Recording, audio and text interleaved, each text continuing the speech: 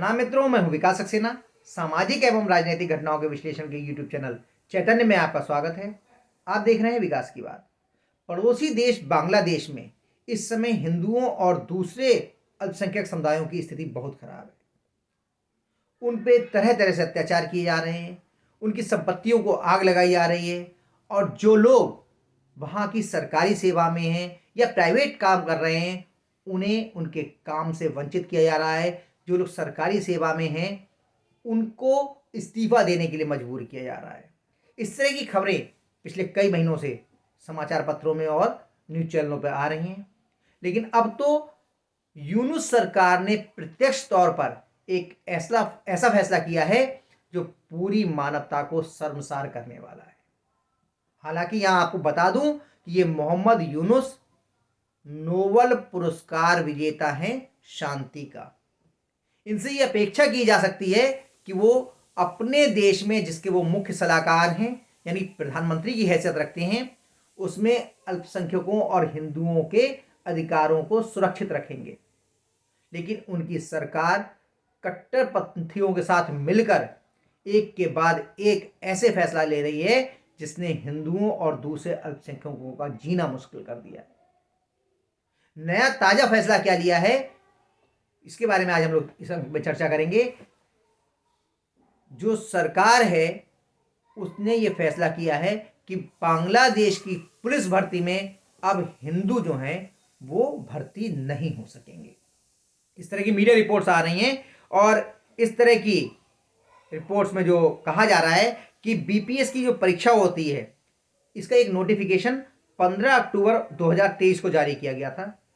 इस अधिसूचना को रद्द कर दिया गया है और जो नई अधिसूचना जारी की गई है उसमें से 168 कैडर को हटा दिया गया है। इनमें से 267 उम्मीदवारों को अलग कर दिया गया है और कह रहे हैं कि लगभग 1500 हिंदू जो हैं उनको जो है नौकरियों से वंचित कर दिया गया है।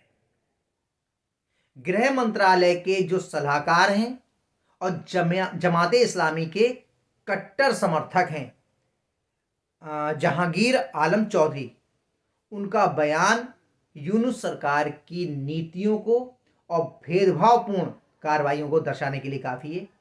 मीडिया रिपोर्ट्स के अनुसार उनका कहना है कि बांग्लादेश एक मुस्लिम बहुल देश है। इस देश में 90% मुसलमान हैं, इसलिए चाहे पुलिस हो या सरकारी नौकरियां मुसलमानों को प्राथमिकता मिलेगी। कहा जा रहा है कि बाकायदा अधिकारियों को यह निर्देश दिए गए हैं कि हिंदू उम्मीदवार जो हैं, जो हिंदू अभ्यर्थी हैं, वो योग्य हों या उन्होंने परीक्षा उत्तीर्ण कर लिए हो, उनके लिए किसी भी हालत में नौकरी पर ना रखा जाए। इससे पहले आपने देखा था कि जब शेख हसीना को वहां से निकाल दिया गया, उनको कुर्सी से हटा दिया गया, उसके बाद बहुत सारे लोगों के लिए जबरिया इस्तीफा लिखवाया गया, उन्हें सरकारी नौकरी से बाहर निकाल दिया गया। 100 से ज़्यादा जो हिंदू अधिकारी थे उनको नौकरी से बर्खास्त कर दिया गया।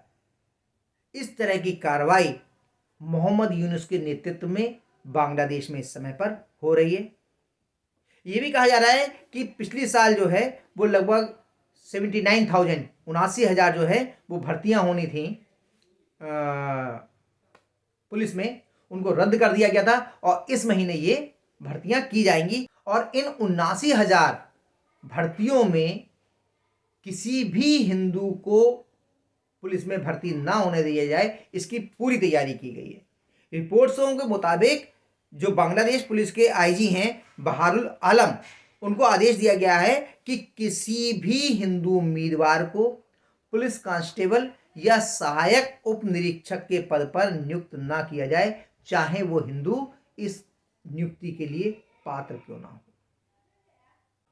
इन रिपोर्ट्स में क्या सच्चाई है इसको समझना थोड़ा सा मुश्किल है, क्योंकि वहां से बहुत ज़्यादा स्पष्ट रिपोर्टिंग नहीं हो पा रही है, लेकिन वहीं का एक मीडिया संस्थान है जिसने इस तरह की खबरों को जारी किया है।